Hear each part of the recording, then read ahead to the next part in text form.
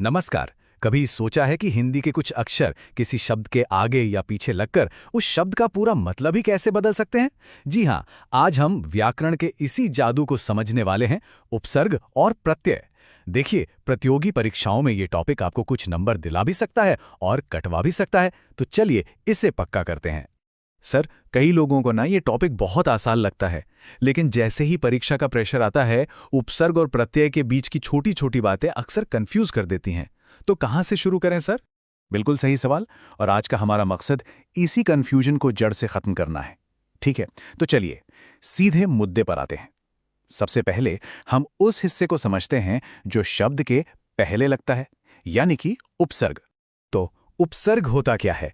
असल में ये वो छोटे छोटे शब्द के अंश हैं जो किसी भी मूल शब्द के एकदम शुरू में जुड़ जाते हैं और जुड़ते ही उसके अर्थ में या तो एक नया मोड़ ले आते हैं या फिर उसे पूरी तरह बदल देते हैं।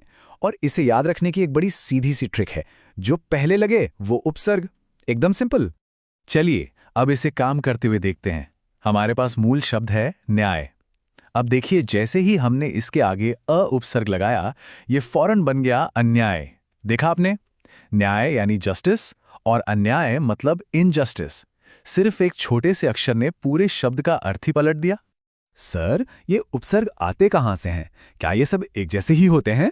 बहुत अच्छा सवाल है। देखिए, हिंदी में मुख्य तौर पर 3 जगहों से उपसर्ग लिए गए हैं। संस्कृत से, खुद हिंदी से और कुछ विदेशी भाषाओं से। पर एक बात का खास ध्यान रखना है, परीक्षाओं के लिए सबसे ज्यादा जरूरी है संस्कृत के उपसर्ग, क्योंकि हमारी भाषा की जड़ें तो वहीं से जुड़ी हैं।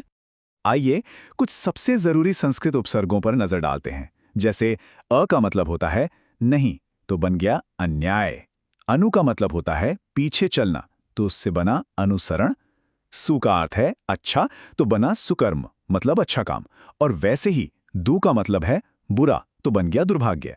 अगर इनके अर्थ पता हो तो शब्द पहचानना बहुत आसान हो जाता है।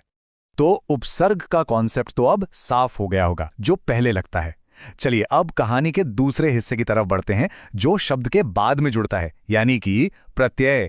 प्रत्यय जो है वो उपसर्ग का ठीक उल्टा काम करता है।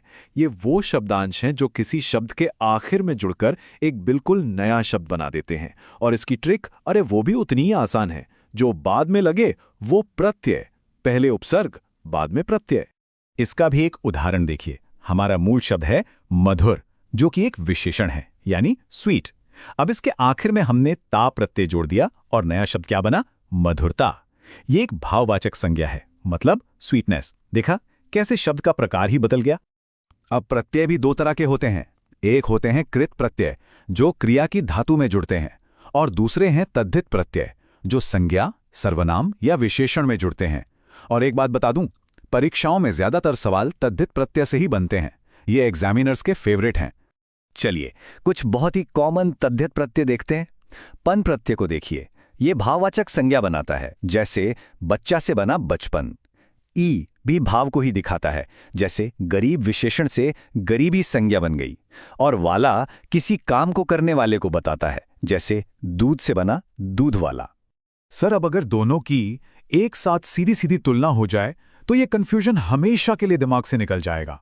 बिल्कुल सही सोचा, और असल में यही सबसे जरूरी कदम है।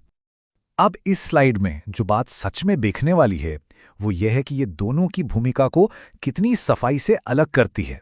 देखिए, उपसर्ग शब्द के पहले लगता है और जो मतलब पहले से है उसे बदल देता है, जैसे न्याय का अन्याय हो गया। वहीं प्रत्यय शब्द के बाद में लगता है और एक नया शब्द ही बना देता है, जैसे मधुर से मधुरता।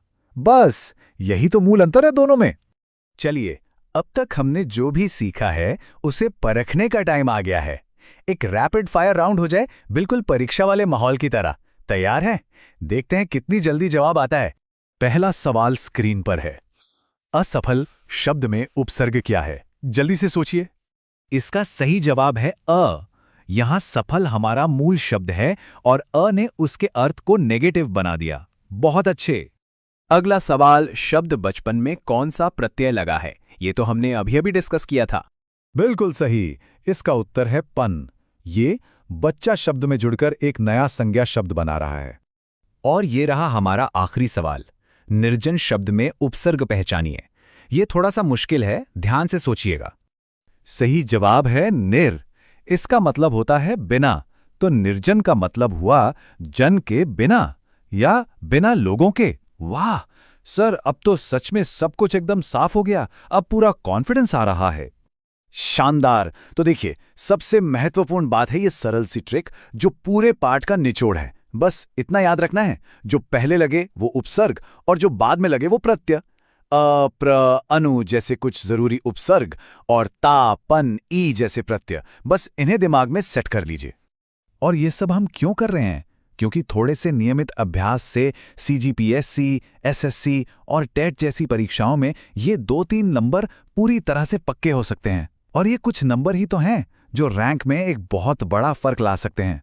तो अब जब नियम एकदम साफ है, तो सोचने वाली बात यह है कि हमारे आसपास ऐसे और कौन-कौन से शब्द हैं जिन्हें उनके मूल शब्द, उपसर्ग और प्रत्यय में तोड़ा जा सकता है।